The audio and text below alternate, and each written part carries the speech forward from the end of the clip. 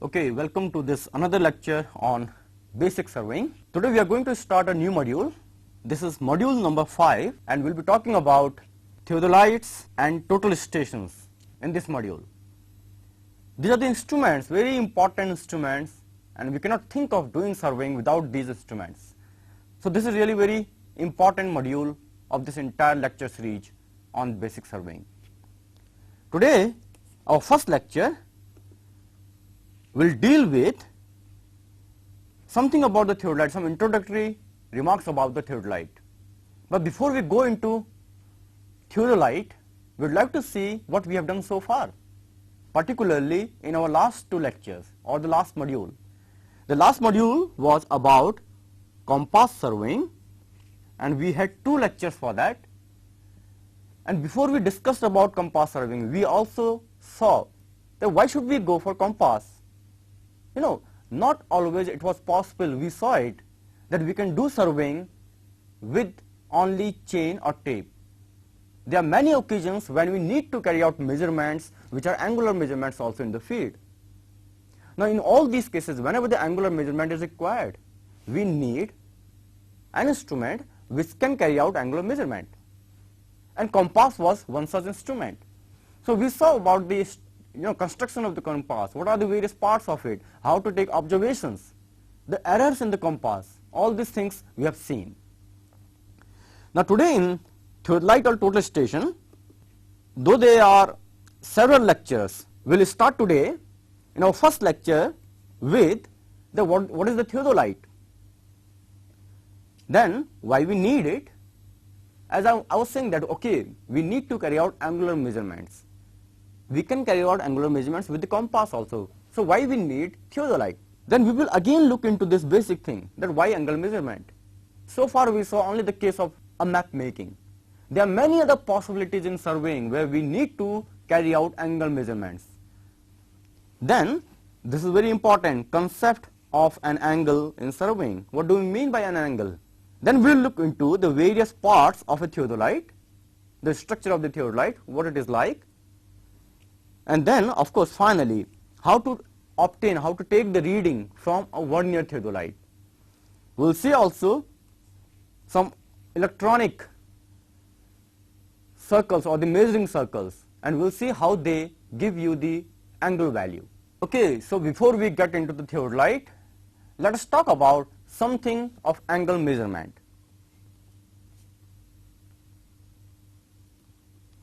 In angle measurement, you have seen that why we need it, just in one example of the traverse. In case of bringing the ground to the laboratory or to the computer or onto a sheet, the drawing sheet, the map, we can bring the ground also in the form of, or I can say the skeleton of the ground, a traverse. Traverse is the control network. So the control or the skeleton of the ground can be brought into the sheet, we have seen it.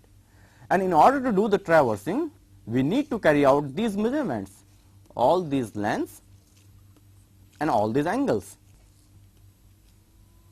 So basically the linear measurements and the angular measurements. We know about the instruments which we can use for the linear measurement. These are the chain, tape or electronic instruments. We have seen one instrument which was the compass for carrying out the angular measurements. Now let us see something very interesting, and that is a term called compatibility of angular instrument and linear instrument. We have some instruments which can measure the linear dimension, some to measure the angular value or the angle value. We need to know, are they compatible? Now what is the meaning of compatibility first of all? Compatibility, if I can give you an example, let us say you are driving a very good car. It's a very good car, very posh car, and it can reach the speed of, for example, let's say 200 km per hour. But the road where you are driving this car is having several potholes. So really that car is not compatible with the road. So you cannot achieve your desired thing, that speed of 200 km per hour. You cannot achieve that because our road and car, they are not compatible. They have to be compatible in order to achieve the result, the desired result. So a similar concept, slightly similar concept, not exactly the same, is about the compatibility of our instruments also. For the linear measurement, you know, if we are using chain, we can get accuracies ranging from, these are the relative precision or relative errors or relative accuracy we can say. So chain can give you this kind of relative accuracy. Then about the tape, tape can give us up to 1:40,000. We can start from 1:10,000 to 1:40,000. That kind of accuracies are achievable with the tape. With EDMI, we know it, we have seen, we can carry out the measurements, let us say on the lower end at 1:10,000 to also 1:100,000. Well, so far the instrument which we have seen for angular measurement was compass, and the least count of the compass was 30 minutes or half a degree. Well, if you have an instrument of 30-minute least count, is it compatible with chain, or is it compatible with tape, or is it compatible with EDMI? Now what is the meaning of compatibility here? Well, let us say this is our ground, and there in the ground we have our survey line A and B. A and B, there are 2 points, point number 1 which is C and point number 2 which is D. This is our ground, and we want to plot these 2 points A and B on a sheet, on a map. Well, if we are plotting it, what we will try to do, we will try to measure these distances as well as the angle.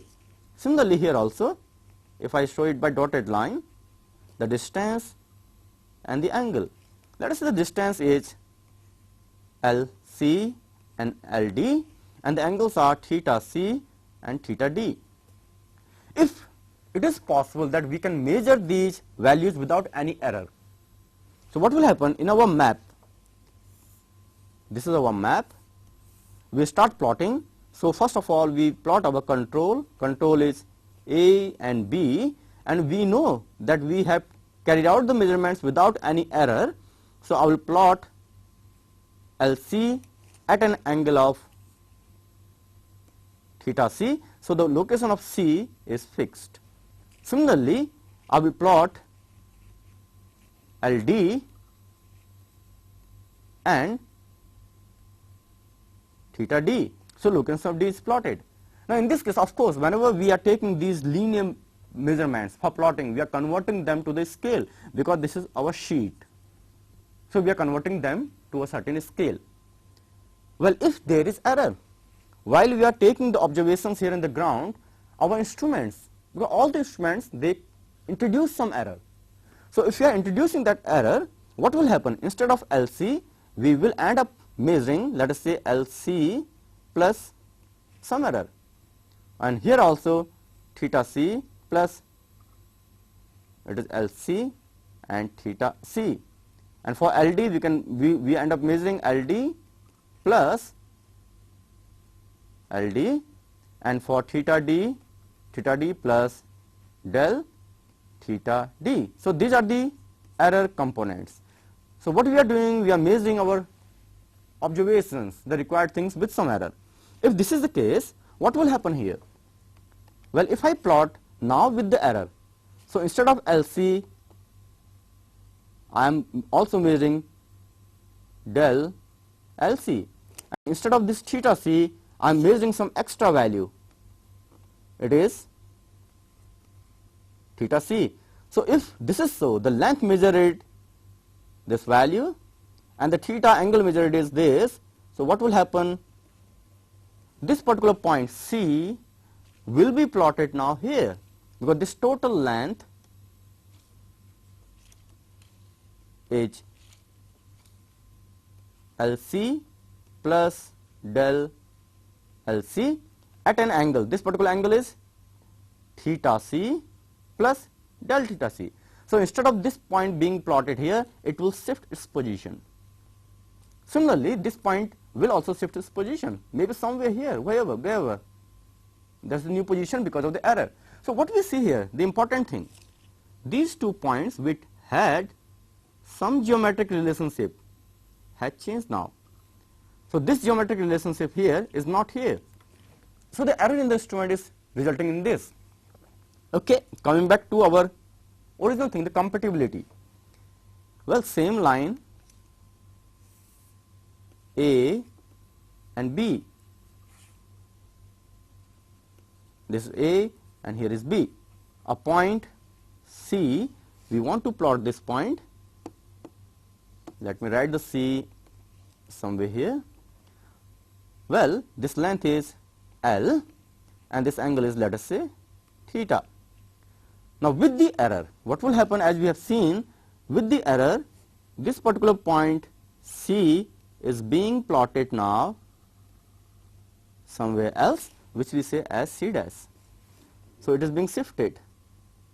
That's the shift of the point from its original position, and this shift is because of, number one, if I take an arc here, so this length is L and this extra length is del L. The error, not only this angle is theta and this extra angle is theta. So what is happening here? As we can see here, this is the shift of the line due to angle, while this is the shift of the point due to error in length measurement. So due to angle error, length error, and this is how our point finally reaches here to the C dash. Now in order to have the compatibility means both the error in angle and error in length should be nearly same. If it is so, you can very well see over here, well, if I write this point as D, so CD is L tan del theta, because this angle is del theta and this length is L, and C dash D, C dash D is the value here, this particular value is del L. So this is the error because of angle, this is the error because of the length. So these two values should be same. So for compatibility, if they are compatible, L should be same as L tan del theta.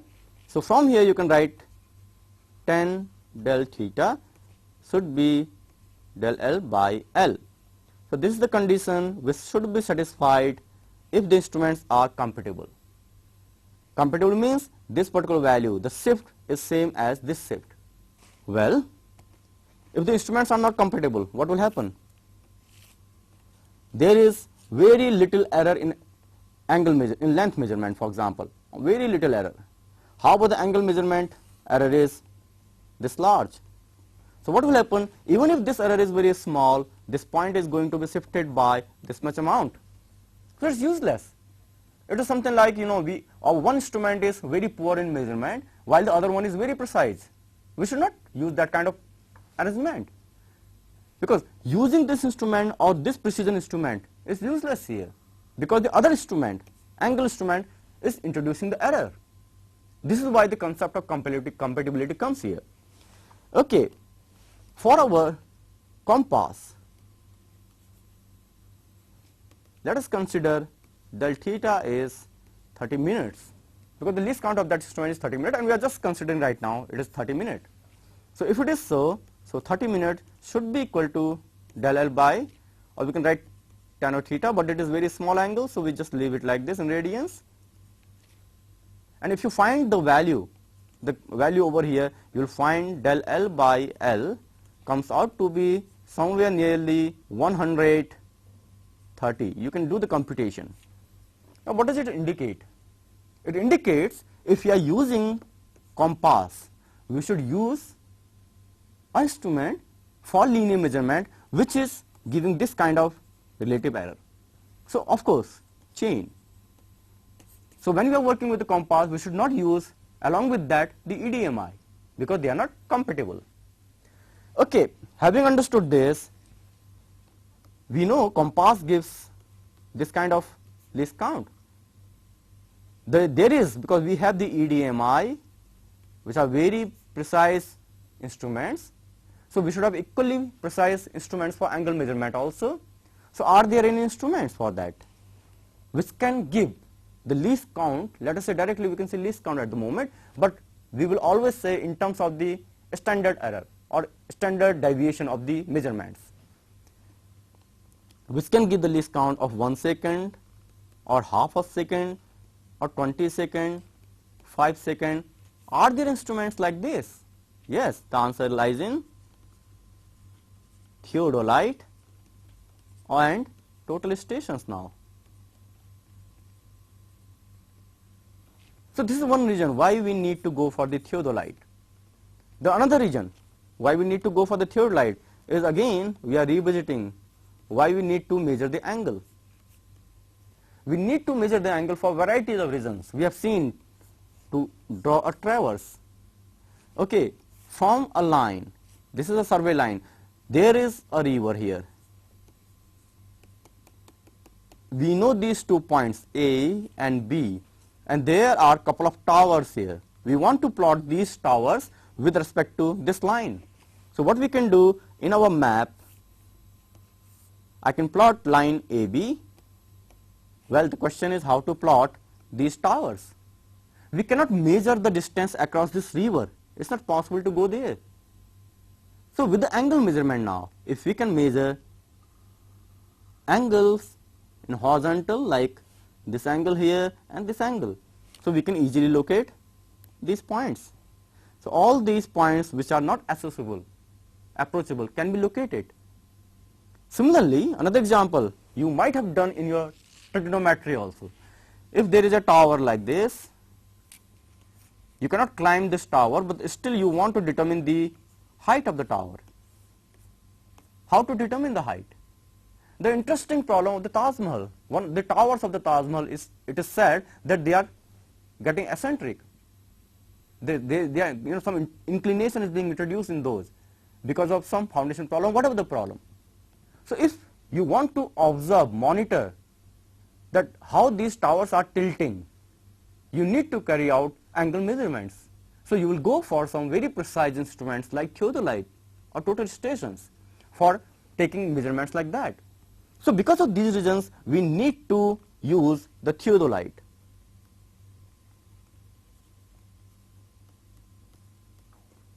Now, till I reach total station, I will keep saying theodolite, because total station and theodolite, basically the principles are same.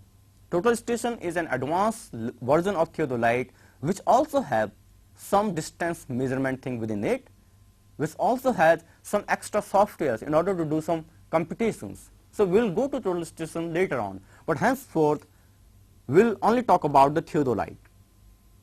So we have seen now why we need the theodolite for vertical and horizontal angle measurement, because in a problem like this, as I was saying here, you need to measure the vertical angles, not the horizontal angle. So we can measure the vertical angle also with the theodolite. Now I am coming to the one basic thing, that is concept of angle. What do we understand by angle in surveying? It should be understood to you by this time, but nevertheless I think that it is advisable to repeat this thing or to revisit this thing, that what do we mean by angle when we talk about angle. Let us say, I am going to draw a little figure here. Let us say that's a plane and there are two objects, 1 and 2. This is A and this is B. If I project these objects, they project at this point, and at this point I write it as A dash and B dash. somewhere here we are standing. Now from this point I want to measure the angles. Let us say the angle that I want to measure is to object A and to object B. Also let's put this problem this way. I want to measure the vertical angles for A and B, and as well as the horizontal angle between A and B. Okay, so whenever we say this horizontal angle between A and B, what do we mean? We mean the angle between the lines which are projected on this datum. So the angle between A and B is this angle theta, which is on the projected plane, on the horizontal. So whenever we say angle in surveying, we mean the horizontal angle, unless we specify that angle is in certain plane or something like that. So it is always the angle in horizontal plane. We should always keep this thing in our mind. Now here, as we see, the objects are at different elevations. This particular value A dash is not equal to B dash. So the angle between A and B is angle between A dash and B dash, which are the projected points A and B on this plane. Well, how about the vertical angle? This is about the horizontal angle or simply angle. What is the vertical angle? The vertical angle, as you can guess easily, is the angle in vertical plane from the horizontal line. So for B object at this point where observer is, the vertical angle is BOB dash. BOB dash is the vertical angle, and as is seen in the diagram, this is an angle which is in the vertical plane. So always we measure the vertical angle from the horizontal surface or a horizontal line, and that's our vertical angle. So we should keep these things always in our mind whenever we are talking about the angles. Okay, so now we start talking about the theodolite, and here is a theodolite with us. What we will do first, we will start with the parts and construction of the theodolite. As I told you that the theodolite is basically for angle measurement, the horizontal angle measurement and the vertical angle measurement. Well, looking into the parts of the theodolite, first of all, if you begin, we will begin from the tripod. Tripod is these three legs. We make use of these three legs in order to support the instrument on top of it. We will talk about the tripod later on. However, in the tripod, besides these three legs, we have the tripod head. And in this head, we will see it in some more advanced kind of tripods. There is a centering head. So we will see that centering head and the use of that later on. Now coming to the theodolite, here in the theodolite, the bottommost plate which is fitted to the tripod, over here we can see this is called trivet. Trivet. On top of the trivet we have leveling screws. Now where are the leveling screws? There are 3 leveling screws here, 1, 2 and 3. We will see later on that we can make use of these screws in order to make the theodolite horizontal. What is the use of that? Why we do it? We will see all these things later on. But these leveling screws can be rotated in order to raise or lower the instrument, or the leveling, to change the leveling of the instrument. On top of that, we have a plate that is called tri-back. Now this plate is the tri-back. If you go further up, so going further up over here, I can rotate it also. So what is there? Over here is a horizontal circle and it's a graduated circle. If I draw this, it looks like a circle like this, and it is a glass circle made of glass, and it has got the graduations starting from 0, 90, 180, 270 and so on. So all these are the graduations. So this is called horizontal circle, and we make use of this for measuring the horizontal angles, as we will see in a moment. Now further on top of the horizontal circle or horizontal plate, we cannot see right now, but we have two windows here, one little window here and one little window on this side. Now these two windows are basically to see the readings, because as I was saying that we have the horizontal circle here. We need to read the angle values in this horizontal circle or this graduated circle. So to read this horizontal circle, which is inside this cover, this is all metal. Inside this metal, to read it, we have to look through the eyepieces. So these two are the eyepieces, two diagonally opposite ones. We say generally one near A and one near B for these eyepieces. And using this eyepiece, I can focus it for my eye, and after focusing it, I look through it and I can see the reading there. Now it is very obvious, if you are seeing the reading, what we are seeing it about? Well, in the case of this horizontal circle, there is one additional thing, which we say index. Index may look like this. What is this index? There in the horizontal circle we have the graduations, and depending the type of the theodolite, these graduations will vary. While in the index, again further we have the graduations, and basically the job of these two is to serve as vernier. This particular assembly here, A, and this one here, B, they ensure that the observations are taken with better least count. We will see this also in a moment. Now what happens, how it is measuring the angles? What is the thing which is happening there inside? We will try to look into that part now. Well, you can see, if I can show you by my hand also, that's the horizontal plate or horizontal circle, or we say lower circle also, because this is the lower one. On top of this is the index.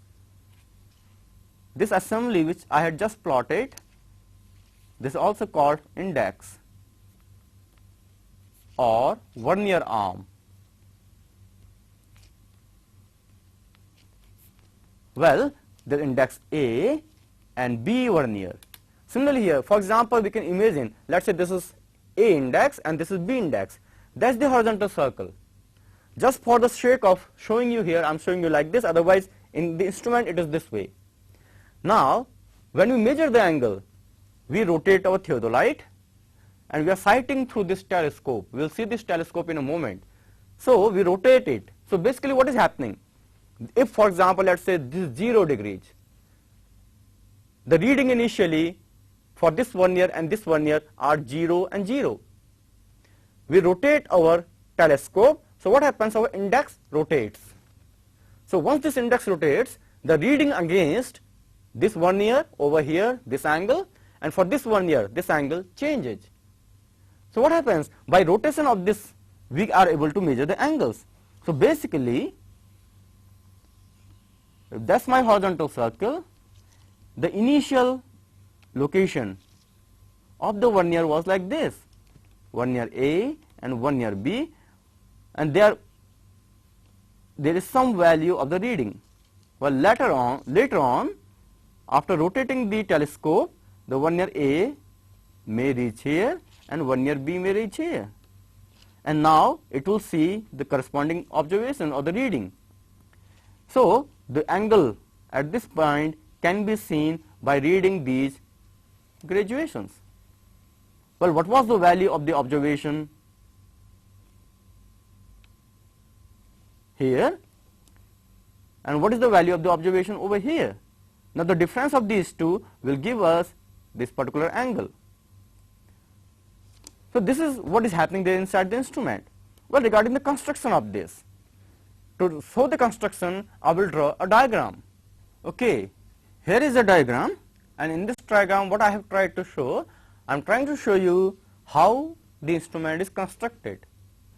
Because here in the instrument as we can see in the diagram here, we have first this is, and this is the upper plate. Upper plate means the index or the vernier.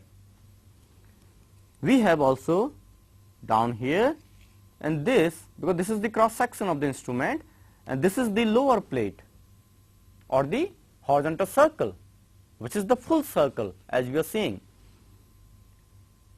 Well, we have the screw A, which we say upper plate clamp. So this screw A is upper plate clamp, and this B is lower plate clamp. Now, what is their role? If you can see in this diagram also. Well, let's start doing it. If you, for example, unclamp this B, if this B is unclamped, that means B comes out to this direction, this way. This is how the B comes. If it is so, what will happen? This upper plate as well as the lower plate, they are free now from this block. So if I rotate my instrument now, so upper plate and the lower plate both will rotate, because this A is clamped right now. Now if I release this A also, I release this A, so A also comes out in this direction. What will happen? The contact between the lower plate and the upper plate will be lost. Now in this case, if I rotate my instrument, only the upper plate will rotate. So the case is, I have clamped this B, I have unclamped A. So now this total assembly, because I have clamped this B, so this lower plate is clamped with this spindle, while this upper plate is free to rotate, because we have taken this A towards this side. So in rotating the instrument, only the upper plate will rotate. So how do we do with this with the instrument? Okay, here in the instrument, if you see, we have the upper clamp and the lower clamp. Right now I have, if you can see it better this way, this is the lower clamp and this is the upper clamp. I unclamp the lower one, now I rotate the instrument. The upper one is clamped. So what is happening in this case? Both the horizontal circle and as well as the index, both are rotating together, because the lower one is unclamped and upper one is clamped. So both rotate together right now. Well, I clamp it. The lower one is clamped. Lower one is clamped means this is now, it can't rotate. And upper one, I unclamp. That means the upper one is free to rotate. Now in this case, if I rotate my instrument, it is still rotating, but the bottom plate is stationary. It's not rotating. The only rotation is in the index arm or the vernier arm. Only this is rotating, and this is why you can guess it very well. If my upper is clamped, lower is unclamped. Mind it, both are fit together. Now I rotate the instrument. Is the angle value changing?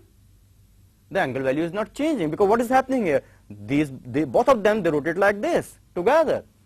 So the angle value means the readings against vernier A and vernier B, it's not changing. But by clamping the lower one, unclamping the upper one, the rotation is like this and the angle values are changing. And this is what is happening here. So this is how you can change the angle, the readings, and this is how you can observe the horizontal angle. We'll see more about this in a moment. Now along with these clamp screws, for example, we saw this is the upper clamp. We have one more screw here. This is called upper tangent screw. Upper tangent. Similarly, for the bottom plate also, bottom clamp, bottom tangent screw. Now what is the role of these tangent screws? This will clamp the motion, but many times to bisect the ranging rod, which we are sighting through the telescope, we need to give very mild rotations to the instrument. So those mild rotations can be given by the tangent screw. So this is why we have got a tangent in both upper and lower. Well, we go further up. Having understood this, construction of the bottom plate, upper plate, angle measurement, we look through, this is vernier A, vernier B, these are the glass windows here, so that I can see inside and I can see these verniers and readings. If you go further up, here is a bubble tube. What is this bubble tube? Bubble tube, as you might have seen somewhere else also, is a part of a large tube which is circular. So we cut a little part of that, and this part is the bubble tube, something like this, and this is filled with some liquid. We'll see later on about the bubble tube, what this liquid is, what should be the characteristic of the liquid, this we'll see, and a little space is left there. Now this little space over here serves as the bubble, or this little air, it serves as the bubble. So depending if my bubble tube is horizontal, or maybe let us say this line is called the axis of the bubble tube, tangent at this point. If this line is horizontal line, the bubble will be in center. How the bubble looks like in the plan view? That's the plan view of a bubble tube. Well, here inside we have the bubble, and there are some graduations. And the bubble may appear like this. Right now the bubble is not in center, because center means it has to be here. And if we make this bubble in center, the air bubble will come over here, and once it is in center, this line is horizontal. So this is how we use the bubble tube, and a similar bubble tube is fitted here, because we want to ensure that this plate is horizontal. We want to measure the angles. All the angles are to be measured on a horizontal plane. We want to make this plate horizontal. That is how we make use of the bubble tube. So we will see about this in a moment. Well, going further up in the instrument, if you go further up, we have these parts are called the standards or A-frame.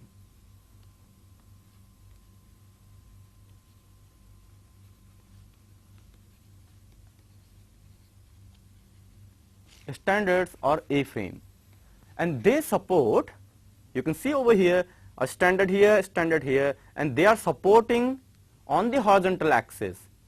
This axis of the instrument, you can visualize it here, an axis of the instrument here about which this telescope rotates. You can visualize a line passing through here. This is the horizontal axis.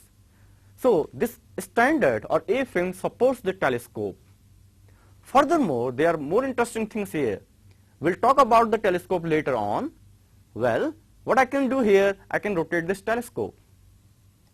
As we have seen that while we are measuring the angle, particularly in the vertical angle, we need to sight some object, for example, like this. And this should give me the amount of the vertical angle for a particular point here. So how do we observe that vertical angle? Well, you can see here, similar to the horizontal case, there in the vertical also, we have a plate attached to the telescope. So if I am rotating this telescope, along with this, a plate is also rotating.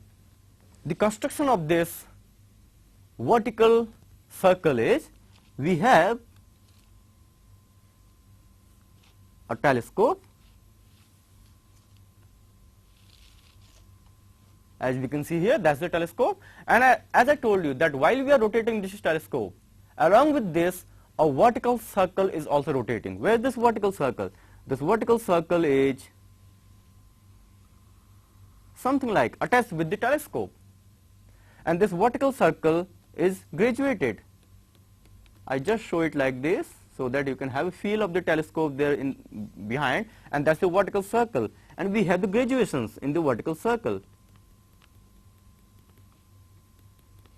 These graduations may start from 0, reach 90 degrees here, again may have 90 degrees, or maybe a different arrangement, 0 to 360, 0 to, depending the theodolite. But right now I am taking it as 0 and then 90 degrees here and there. So this is the graduated circle. Okay, when we are rotating it, what is happening? This is the telescope and that's the vertical circle, and both of them, they rotate together. So how we are measuring the angle? What we are doing in order to measure the angle? There should be a reference, there should be an index. We need something called the index. And as we have seen for our horizontal angle measurements, sorry, the vertical angle measurement, the reference is the horizontal plane. So somehow we need to establish that horizontal plane or horizontal line here. So in addition to this telescope and this vertical circle, we also have an additional index frame here. That index frame looks like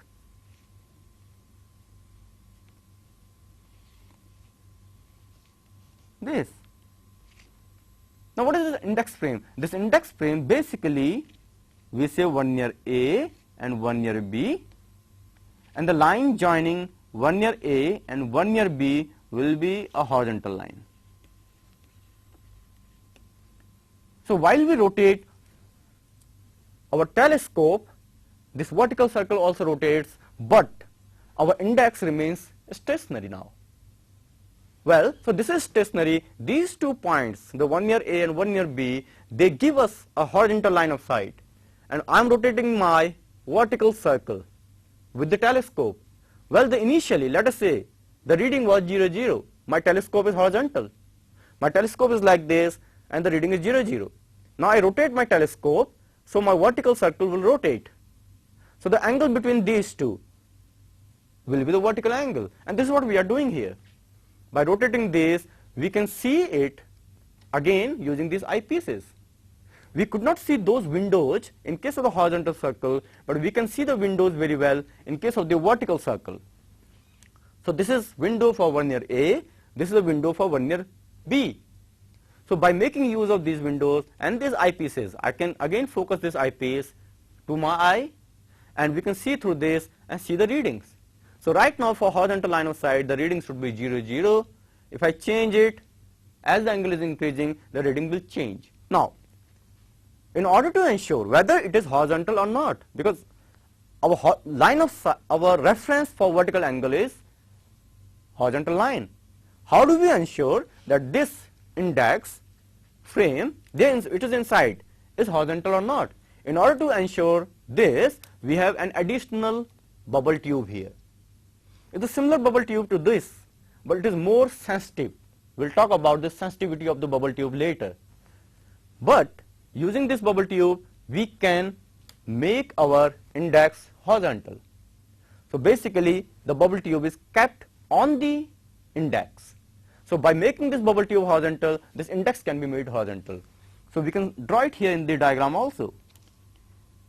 Over here is our bubble tube, and this bubble tube is called altitude bubble tube. And you know, we have understood that we make use of this for measuring vertical angles.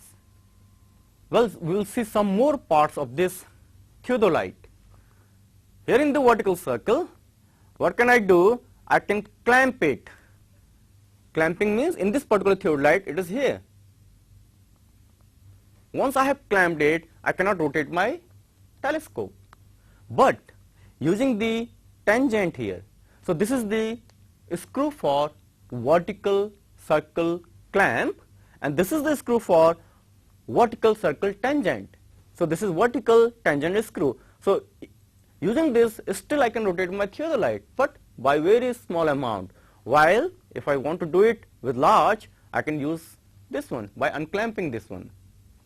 Now here also, in the case of the telescope, if you look at the telescope, we'll look into the optics of the telescope next time. But today, this part of the telescope is called the eyepiece because I keep it towards me and I look through this. And mostly, whenever we set this instrument, we should ensure that the instrument is set in such a way that the eyepiece is at the height of my eye or the eye of the observer. Why is it important? Because if you are working in the field and if this instrument is set in such a way that your eyepiece is here, so every time you have to go up in order to take the observations, or if it is down, you have to bend. So this is not comfortable, because when we work with the instrument in the field, we work for hours. So we should set to a comfortable height, as in this case. Without any bending or without anything, I can see through the eyepiece. Well, over here is the objective. So using this telescope, we can see and we can focus the eyepiece over here and focus the objective using this screw. So this is objective focusing screw. We'll talk about the focusing phenomena, what is going on there inside, how the focusing taking place in our next lecture. Well, along with this, if you look at this telescope very carefully, over here there is a little V and there is a little I. If I draw it here, what it looks like, there is a V and there is an I. Basically, why we use it? The V is here and the I is here. We use it, for example, if I need to bisect an electric pole or a ranging rod, the field of view of the telescope is not big. The field of view for a human being is very wide. I can see that ranging rod there. But once I start bisecting that using the telescope, I will have to do many iterations of rotating it in horizontal, rotating this in vertical. Then only I will be able to bisect a particular point. So in order to save our time there, this target sight is provided, or this is also called rifle sight. As you might have seen, over all the rifles, this kind of sight is there in order to aim. So here we make use of this. We make use of the V and the I, we make it a W. And then we take this W to that particular object. Because once we are taking that W, our field of view is very large. So we can that way bisect the object fast. Along with this, over here, as we are talking about, we have our index here, vertical index arm, and in this vertical index arm we have the altitude bubble fitted there, and this index arm becomes the reference for vertical angle measurement, and we want to ensure that this index arm is horizontal. Sometimes, after working with the instrument, it might happen that this is not horizontal anymore, it has tilted. How to bring it back? To bring it back, we have one more screw here. We use this screw, and this is called clip screw. This clip screw is basically fitted here. By rotating this clip screw, it is possible that we can rotate our index frame and we can make it horizontal. So this is the clip screw. One more thing which you will observe here, all these screws are milled differently.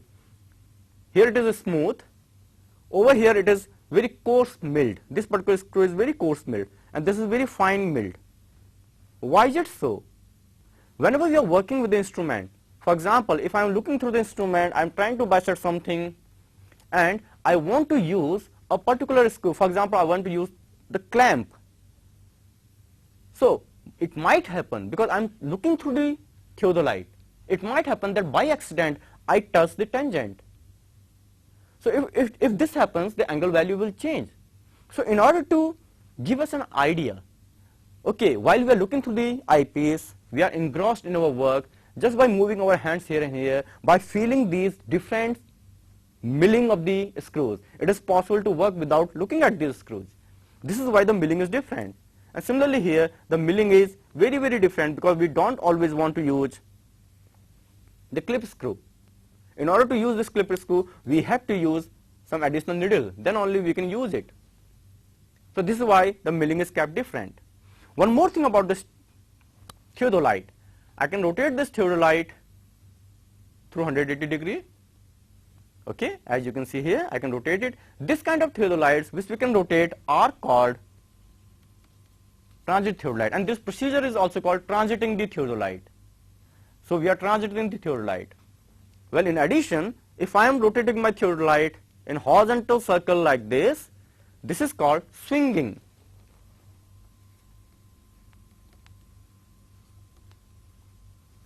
swinging in horizontal and transiting in vertical.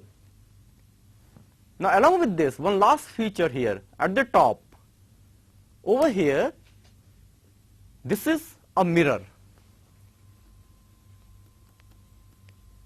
Now what is the use of the mirror there? In this particular strip, a mirror is fitted, and down there is the bubble tube. Because my eye is here, I cannot see this bubble tube. So in order to see the bubble tube, I have to go up to see whether it is in center or not. So in order to avoid that, this mirror is fitted here, and I can see comfortably from this side only whether the bubble is in center or not using this mirror. And this is why the mirror is fitted there. This particular instrument which we saw today is the vernier theodolite. It has a vernier setup to take the observations. The least count is 20 seconds. You will find in the field different kinds of theodolite, and all those theodolites, they need to be read differently depending upon what the instrument is. And you will find the instructions in the manual of the theodolite, how to read that one. But the vernier one, which is very common one, we'll see that how we read the vernier one now. Well, as we have seen in the case of the vernier one, as we can see here, this black one is the horizontal circle, or it may be the vertical circle also, and this AB is the index, either in the case of the horizontal circle or in the case of the vertical, in any case. And what we do, we read the theodolite or the angle value against these verniers. That what's the value of the reading. How to take these observations, we'll see that now. In case of our main scale, if I'm showing the main scale here, in main scale the graduations are written in such a way that, let's say if this is 10, 11, 12, 13, 14, 15, all in degrees. We have got further subdivision. So each degree is divided in further divisions of 20 minutes. So the least count of main scale is 20 minutes. So if you are using only the main scale, we can use up to 20 minutes. But this is fitted with a vernier. As you can see here in this case, this A and B are vernier. How these verniers are actually there, and how we improve the precision using these verniers. Now in these verniers, now this particular part of 20 second here, if you just look at this or any little graduation, this is for 20 minutes. I expand this 20 minutes and I am showing you here now this 20 minutes. So 0 and 20, so this is 20 minutes. Now in this 20 minutes, we have the vernier, and in vernier is designed in such a way that because in this 20 second, we have 60 graduations of vernier. So 59 graduations on the main are equal to 60 graduations on the vernier. So this is actually, you can make use of this in order to find the least count of that. Now how we take the observations? Here it looks like this. We can say 5 degrees, 6 degrees, 7 degrees, 8 degrees, 9, and that's our vernier here. This is the main scale, and in vernier and in main scale, the graduation which meets or which gets aligned is over here. I point it. So what is the value of the reading? Well, first we read in the main scale. So in the main scale we have passed 5, 6 and 7. So reading is more than 7 degrees, and then also we are at this 20 minutes. So 7 degrees 20 minutes is the reading from the main scale. So this is from main scale. Then in the vernier, that's the graduation which is aligning with the graduation of the main scale. So what is the value there? We have 6, 7, 8, because this total is for 20 minutes. we have passed this 8th one. We have passed further. If you can see in the vernier, each minute is further divided in 3. 1, 2, this should be 9 here. So it is further divided in 3. One part, second part, and third part. So each is corresponding to 20 seconds. So you can see the least count in the vernier is 20 seconds. Well, what is the value of the angle? The angle here in this case, we have passed this 8 minutes already. 8 is per minute. From 8 to 9, in between our this red line is there, which is the aligning mark, and we have passed 1 and 2. So the vernier says the reading is 40. So the total reading will be 7, 28 and 40. 7 degrees, 28 minutes and 40 seconds, because 20 seconds is the least count of this instrument. So this is one way of reading the vernier. Now there are different kinds of reading devices. There are some electronic also. If you are talking about the electronic instruments, we have some electronic devices which can read the instrument, which can give you the angle value. There are different kinds of constructions. The idea is, one could be, which is used, a circle is there. This is a circle in glass, and there are very fine graduations. Very, very fine graduations are there. And underneath this glass, if this is the glass, we have the graduations etched into it, some 20,000. And underneath there is a photodiode which is emitting the light. And the size of that photodiode is same as the size of the graduation. All these graduations are basically the black and white lines like this. Very, very fine. So what happens? We initialize it at some value, and then once we rotate it, the light which is coming out of it, because somewhere the light will pass, somewhere it will not pass. So what the light will do, it will generate a sinusoidal wave kind of thing. The light is there, it's not there. The light is there, it's not there. So counting these and further, doing some further, we can take the observation here, take the observation here, the waveform generated here and the waveform generated here is superimposed in order to achieve better precision. So this is how it can give the accuracy of the order of 1 second also, or the least count, the precision. This kind of precision is possible with this electronic device or electronic measuring plate. So we have varieties of these. So what we have seen today is, starting from the beginning, we saw the significance of the angle, because we need angle measurement in horizontal and vertical for many purposes. Then we saw that we need to measure more precision, because we need to have compatibility of the instruments. Somewhere you need more accurate results, more precise results. So we need to go for the theodolite. So in the case of the theodolite, we saw that it is really a very good instrument, very useful instrument in surveying, and we can carry out, as we saw in the case of the theodolite, the horizontal and vertical angle measurements. We saw the various parts of the theodolite, starting from the tripod, tri-back, leveling screws, trivet, horizontal circle, index arm, and so on, up to the telescope and the mirror here, altitude bubble, everything. Then we saw how we can take the observations using the vernier theodolite.